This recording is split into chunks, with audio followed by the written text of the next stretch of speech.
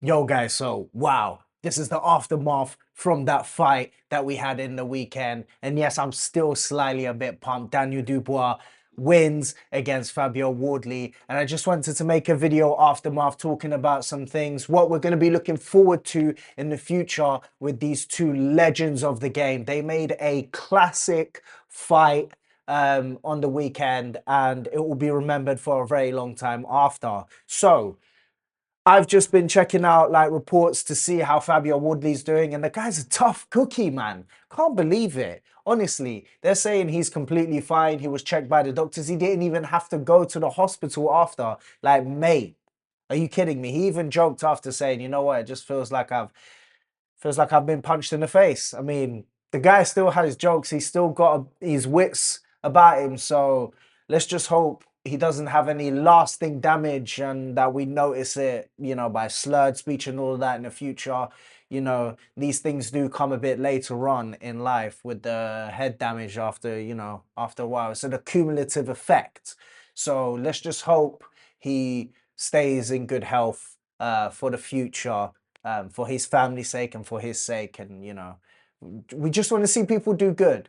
Obviously, Daniel Dubois was looking not as bad, and he seems pretty good after the fight. It was pretty hilarious, actually. Actually seeing him, be like, yeah, yeah, after, all excited and happy and doing his post-fight interview. It's a bit wholesome because we know how Dubois is, and you can never really tell with this guy. You know what was crazy? Something that I didn't even notice just until like the last bit where the commentator said it. My man had a party before the fight. I don't know. This is like his new ritual thing. I can't believe he did the party thing.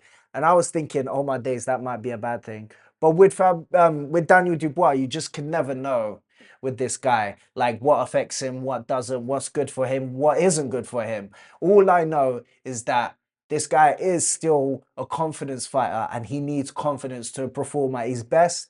And I don't know, I think tanking Fabio Wardley shots and getting those whoosh, whoosh, slaps mid-round from Don Charles must have woken something in him and his confidence boosted because he really fought back and he looked like he knew he could win this fight. I think that's one thing we got to remember with Daniel Dubois. If he knows he's got a chance, I feel like he's in his head a bit in a fight where he'll be thinking about how the fight, I feel like he analyzes if he thinks he's got a chance or not. And then that's what will lead him, to either carry on with the good form or to dip in performance where he thinks this fight not be going his way, or he might be going through too much and it's up in the air. He might perform lower, but if he feels like there's a light at the end of the tunnel, he kind of ups his game. So he's definitely a confidence fighter and he takes things like how it goes, and he's not, it really depends with Daniel Dubois. So as we saw, he felt like there was definitely an opportunity for him to win in this fight. His technique is superior and his punches are devastating. So that was all that he needed to know, and that he could definitely take Fabio Woodley's punches. Regardless of him going down, he was able to recover a lot of times. So I think that's what kept him going as well. So we know that he's a confidence fighter. And I was just thinking, what would be an appropriate defense for his next fight? I did find out, however, there is a rematch clause. So that's interesting as well. If I'm Fabio Woodley and his corner, I'll literally go, you know what? Don't take it. Come back to that. That fight would definitely be there in the future because these two put on a great fight. And I think right now he needs a recovery fight, some tune-up fights to really give himself some time to recover, get back that strength, get back, his health in the right way, get himself sharp again. Because if he goes back into another war, I feel like that might really be too much for the body and it'll wear him out, And he's not a spring chicken. Fabio Woodley is already in his 30s. I would say give him a slow build up to maybe coming back with a rematch against Daniel Dubois. Hopefully, he's still the champion at that time and they can have another rematch for the world title. That would be my ideal best scenario for these two, but can't deny that there is a rematch clause, so we might get them immediately next. And whoa, I think if that does happen in this period right now, Daniel Dubois will do it again. He will win again. And probably even worse this time. He probably would probably drop, I'm saying probably too much. He would definitely drop Fabio Wardley this time and do worse damage to this guy's brain. So let's let's put that on hold. And what I think would be suitable for Daniel Dubois' next fight would definitely be an easier fight, in my opinion. I think he should go for a little tune up, give himself a rest as well and give himself a bit more confidence because he's just got the title. You don't want to be losing it again. You know what I mean? But if we're talking about what the fans want, I'm pretty sure people are thinking of Moses Atama, which I think would be a fantastic fight. But feel like that would be a huge risk right now for Daniel Dubois. But if he's an all comers type of guy, if he's like, anyone can get it, that would be a fantastic fight.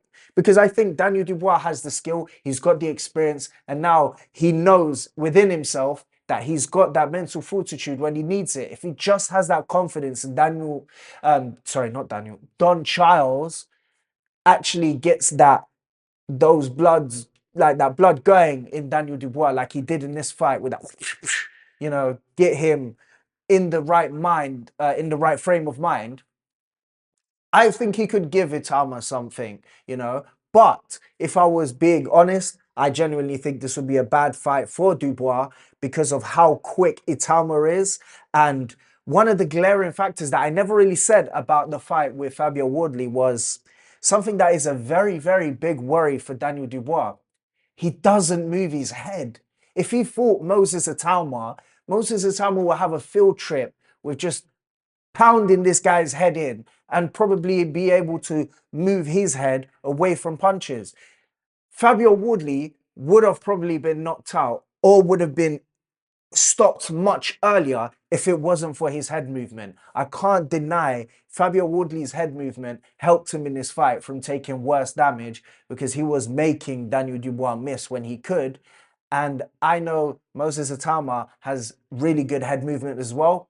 He'll be able to dodge Daniel Dubois' punches. And because he's much more technically gifted, I think he'll be able to punish Daniel Dubois, miss, and then run circles around him and punish him again.